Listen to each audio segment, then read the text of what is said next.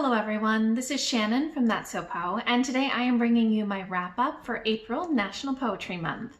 This month I read quite a lot of poetry, and I really enjoyed this month because I was not the only booktuber doing this. There were quite a few other booktubers who were focusing on poetry this month. I want to shout out just two in particular. So the first is Alicia at Pretty Brown Eye Reader, who I will link below, and she read poetry I think every single day this month. It was amazing. So please check out her channel. There's so many different poets she read from. She makes these short little videos where she reads a poem, talks a little bit about what it means to her, and it's a great way to get a little bit of poetry in. The other person that I want to mention is Priscilla from Bookie Charm, who I will also link below, who did quite a few longer reviews and poetry readings this month. In particular, I really liked her American Sonnets for my Past and Future Assassin review. That was very interesting and informative, and she just did such a good job, so I really recommend you check those out. Now on to what poems I read for this month. So I think that the best way to talk about poetry for me is to share little excerpts from the poems.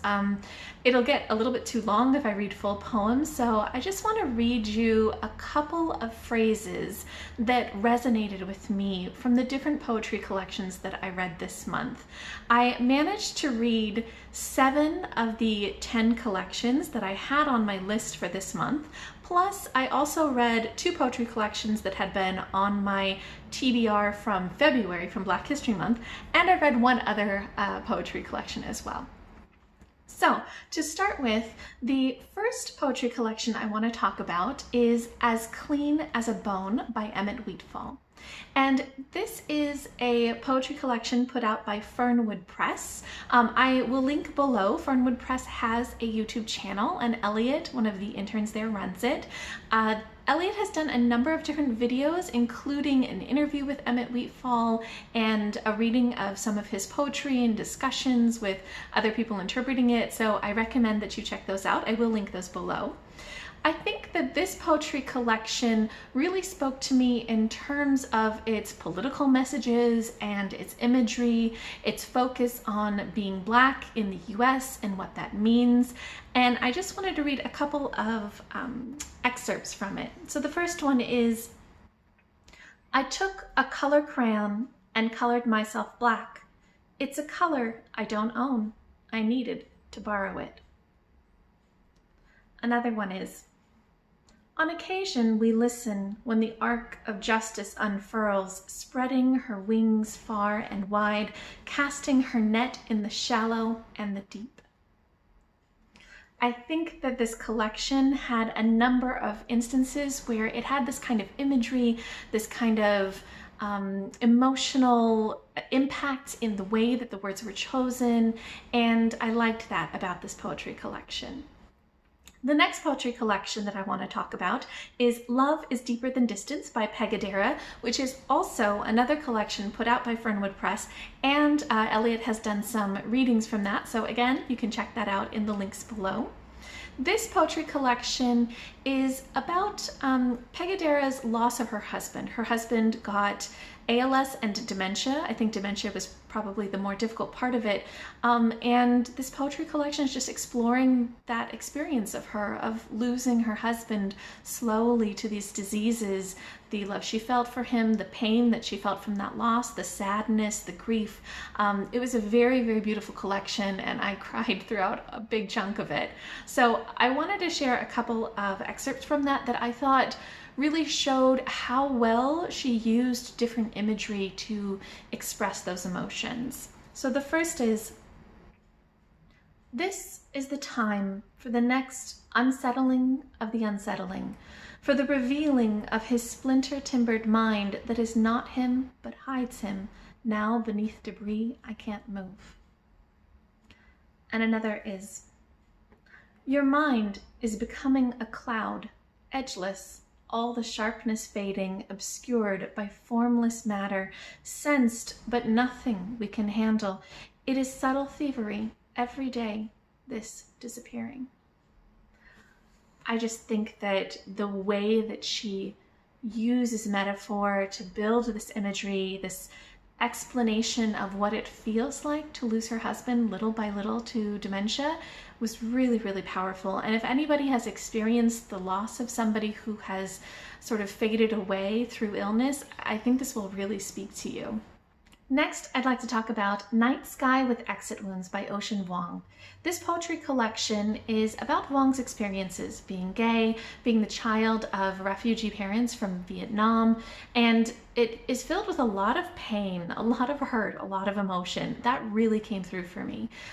The content itself, I had a harder time with. I didn't always understand what was going on. I think I lacked some of the context that I needed and some of the experience with maybe more modern poetry, but I really did feel those emotions in his poetry, and I wanted to share some pieces of that. So the first excerpt is, "Don't be afraid to be this luminous, to be so bright, so empty, the bullets pass right through you, thinking they have found the sky." And the other is, "At home, I threw myself on the bed like a torch and watched the flames gnaw through my mother's house until the sky appeared bloodshot and massive. How I wanted to be that sky, to be filled every flight and fall at once." So yeah, I found a lot of his poetry extremely powerful and passionate and emotional and painful, even if I didn't always understand what it was about. Another collection that I think similarly was filled with a lot of emotion was Don't Call Us Dead by Danis Smith. Similarly, Danis Smith is gay, and he writes a lot about that in this poetry collection. He's also HIV positive, writes about that, and he's Black. And so there's just a lot of things in this poetry collection which are dealing with difficult emotions. A lot of this is also about the kind of Black Lives Matter type of issues. So for example, he has some poems that talk about just grieving for the people who have died, and I found those very powerful. For example, "Then you were just dead. Some nights I want to dig you up, bury you right, scrape dirt until my hands are raw and wounds pack themselves with mud. I want to dig you up, let it rain twice before our next goodbye." And it's not just his grief over those who have died, it's also his fear of his own death. So he has this kind of dual fear of either being killed by systemic violence or dying from AIDS, because he's got this sort of thing inside of him that's eating away at his health. So one of the excerpts is, "Who knew my haven would be my coffin? Dead is the safest I've ever been. I've never been so alive."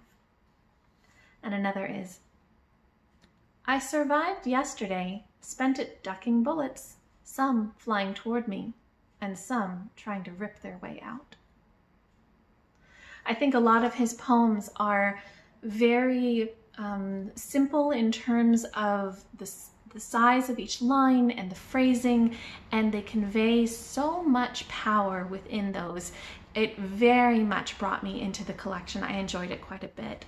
Next, I finished something a little bit different. I read Finding Baba Yaga by Jane Yolen, and this was something I'd heard about from Maija at Maija Reads, who I'll link her channel below.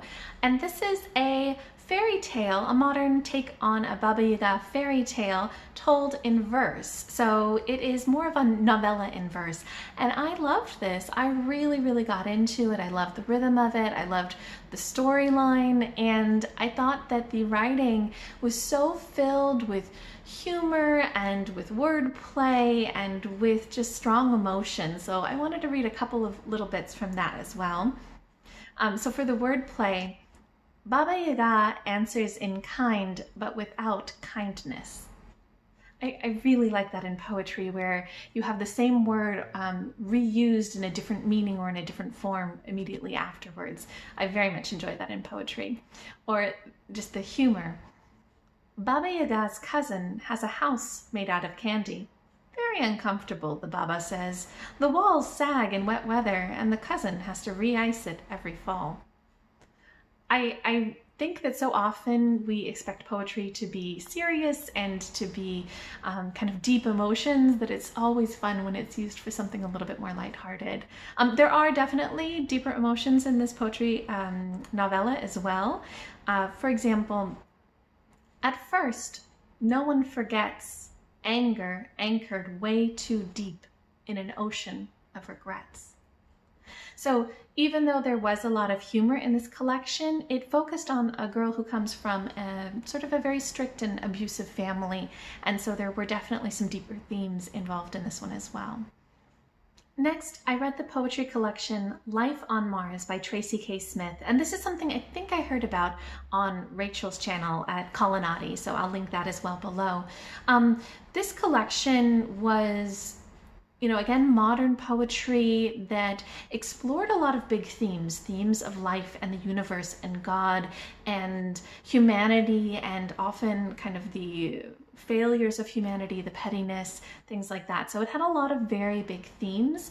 And one of the things I liked the most about Tracy K. Smith was her imagery. She had very strong metaphors in her work that I really understood and got behind, although I wasn't always quite as big on her rhythm.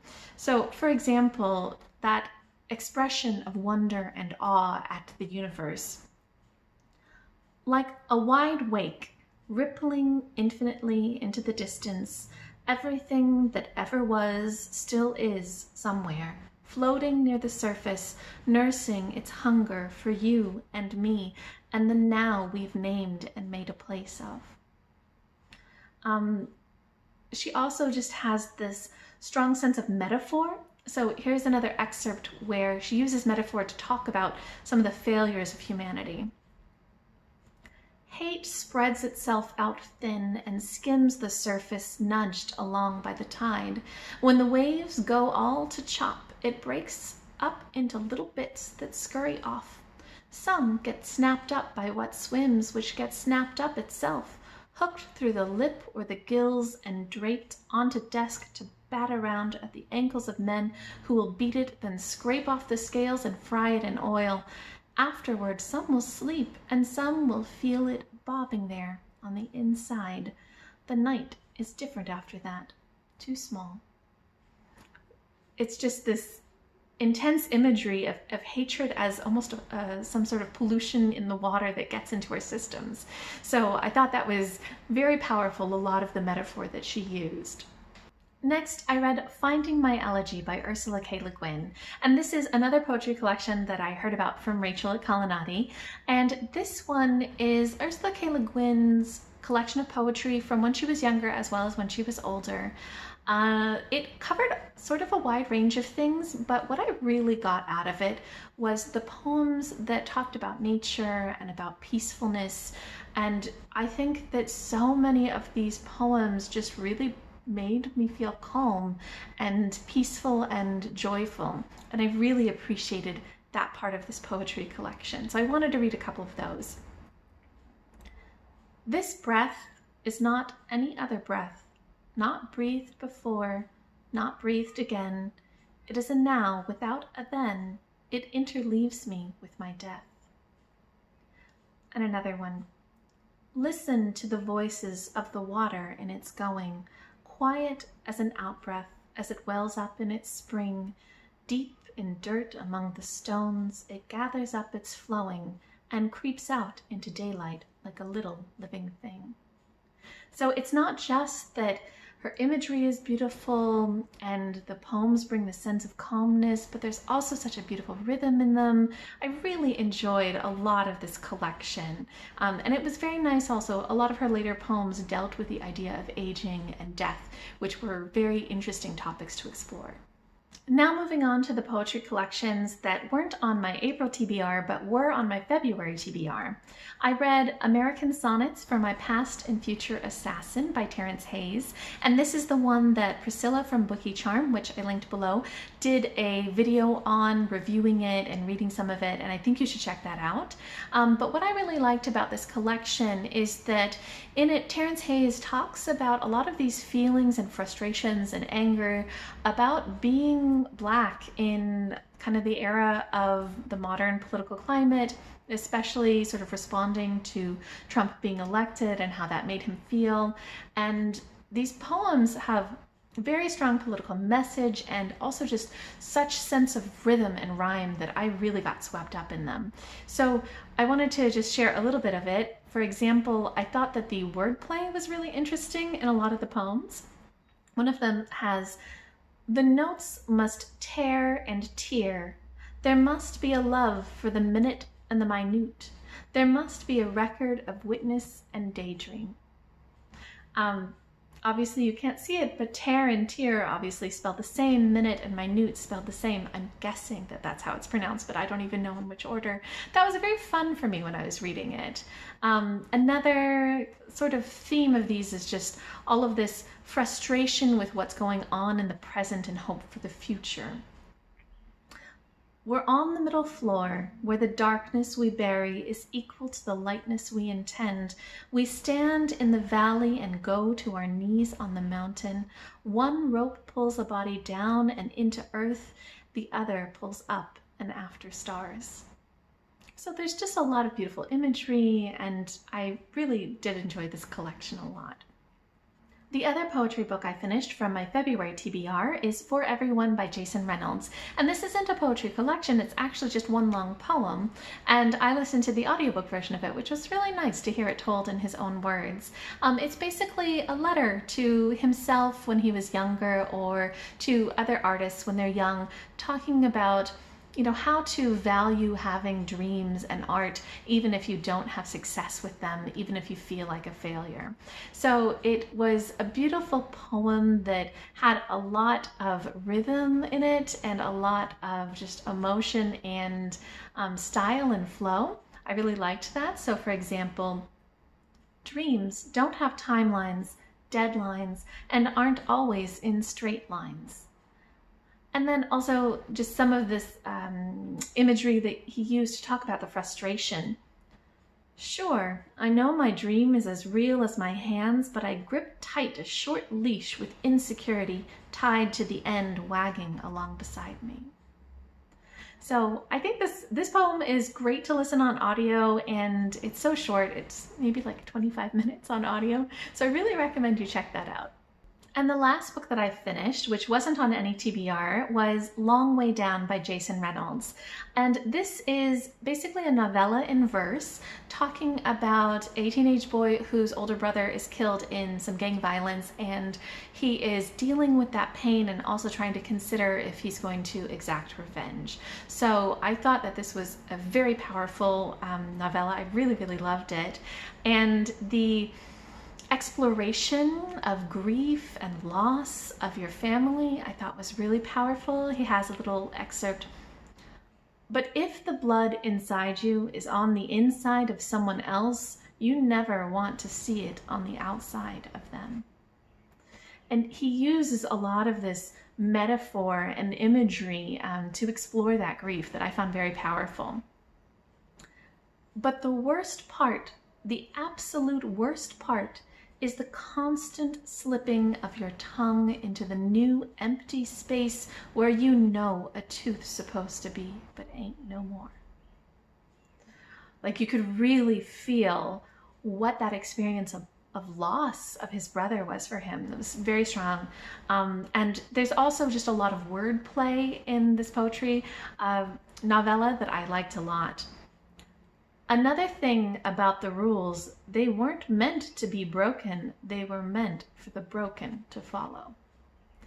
It does have quite a bit of Black Lives Matter and speaking out against sort of the issues in a lot of Black communities, things like that. So it's also a very political book. I really loved this novella, and I thought that the poetry was great and the content and story it explored were also great.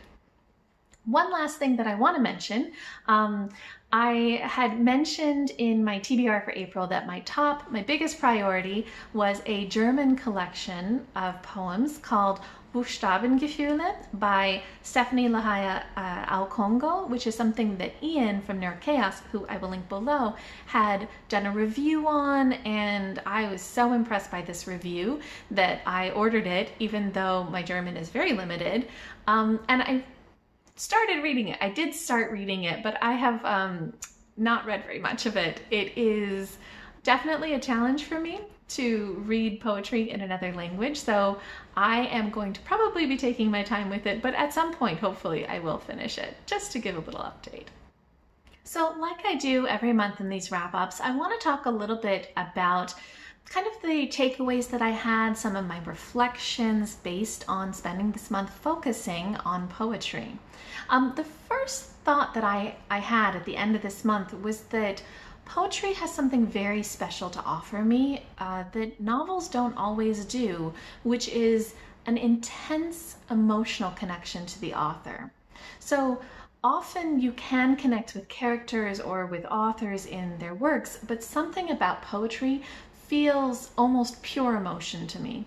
It really brings me into the feelings of the author, the poet, and makes me understand what that experience is like for them. Even if I don't necessarily understand the details of the experience, even if I don't always understand what the poem is truly saying, I maybe lack context for some of it, that emotion and that connection and empathy that it builds in me is a big part of why I think poetry speaks so much to me. It's also just something where, like music, you can get so caught up in the rhythm and the flow that it connects on a different level than just the intellectual level that reading does.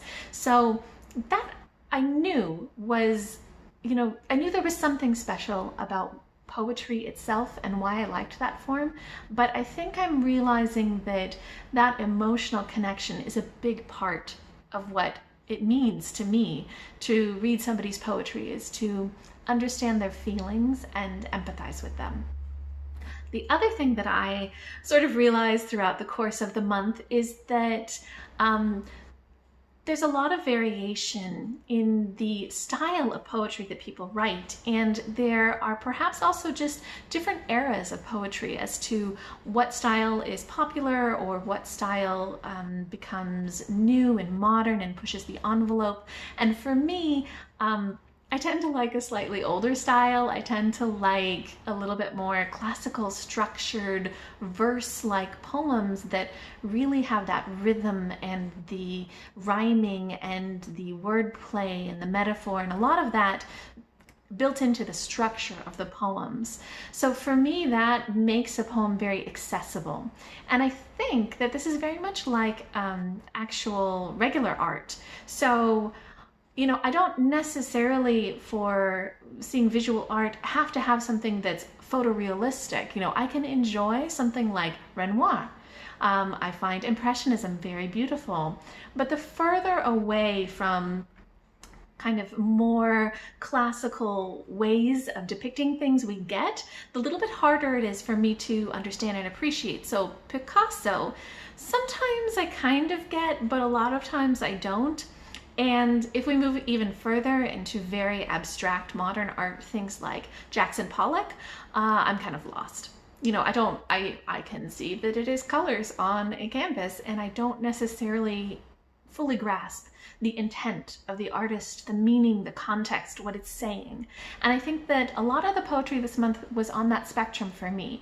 So things like Finding Baba Yaga and Long Way Down, these novels in verse were very much like the Impressionistic art, where I loved the slight abstraction, but still enjoyed how comprehensible it was and how I could connect to it and really follow the story clearly. And then sort of as we moved more and more abstract in the poems, it got just a little bit harder for me to always follow. It got a little harder for me when we moved away from the more structured, lyrical version of poetry into more free-form poetry. So that's just something that I noticed about myself. And just like with art, I think that it's something that people who are very experienced in art have a lot more context, have a lot more knowledge, and have been able to understand what the more modern versions are saying and what the point of it is and why it's innovative and why it's impressive. And I'm just not quite there yet. So I think that it's something I will probably change and develop and grow in as I read more poetry. Perhaps some of the poetry collections that didn't necessarily connect with me this time around, if I read them again in 10 years, I might find them, completely outstanding. I know that with wine, this has definitely happened to me. When I first started drinking wine, I wanted all the sweet white wines, Riesling, sign me up. And now, I've been drinking wine for a couple decades and it's like, okay, maybe I don't really like the sweet white wines anymore. I'm much more like verging towards Malbecs, things like that. So there's a lot of refining and shifting and maturing of tastes that happens. So I expect that will happen with my poetry explorations as well. Finally, I'd like to wrap up by giving you my top 3 recommendations for, out of everything that I've read this month for poetry, if you only have time to read 3 of these, which would I recommend? So the first thing that I would recommend is American Sonnets for My Past and Future Assassin by Terence Hayes. I think that this poetry collection is such an excellent example of something that is modern, that is political, that is emotional, but also still has some of the rhythm and structure of slightly more classical poetry because it's in the form of American Sonnets. I really think that this is an excellent poetry collection for anybody who maybe cares a lot about modern issues of politics and race, but isn't necessarily 100% sure about poetry. The second book that I would recommend is Love is Deeper Than Distance by Pegadera. This poetry collection I felt just really emotionally brought so much out of me. I really truly did cry through like 80% of this collection. I love love stories and I don't necessarily love tragedies, but I can very much appreciate the grief and sorrow of losing somebody who is, your life partner. I think as I was reading this, I just thought, I don't even know how I would imagine going through this if it were my husband who, had developed dementia and lost him piece by piece. So the emotional impact of this collection I thought was so fantastic that I would recommend it. I also just think that the metaphor and the beauty of the language was excellent. The last thing that I will recommend, I'm actually going to do an either or. I would recommend that you pick up one of the novellas in verse. So either Finding Baba Yaga by Jane Yolen or Long Way Down by Jason Reynolds. Both of these I think are really excellent novellas in verse that tell beautiful stories and are extremely accessible. So especially if you're somebody who thinks I don't do poetry, you should give these a try because they are stories. They are stories that are told in just beautiful language. So if you like fairy tales more, I would suggest Finding Baba Yaga. And if you like more contemporary novels which focus on slightly modern themes of, again, race and political issues, I would suggest Long Way Down. Either one of these is going to be an excellent thing to pick up, and they're very short, very easy to consume. You might even like to try the audiobook version if you're not 100% sure about poetry, because that will be a great way to hear what it should sound like. Okay, so that wraps up my poetry month. It was a really interesting month. Definitely pushed me to try a lot of things I haven't done before. I do like poetry, but I have mainly read older poets, things like Edgar Allan Poe. And I haven't read a lot of modern poetry, so this was a real growing experience for me, and I learned a lot. And I also learned a lot about what I like and what I don't like, and what kind of areas I want to explore more. So it was a really excellent month for me. I strongly appreciate all the other people who have been doing poetry reviews, and I know that I got a lot from Rachel at Kalanadi, and I now have a lot of things that I want to check out based on what I've seen Priscilla at Bookie Charm and Alicia at Pretty Brown Eyed Reader talk about. So thank you to everybody who's been doing poetry, and if you have read any of the poetry collections that I talked about this month, or if you have any interest or you have any thoughts, please share them below with me.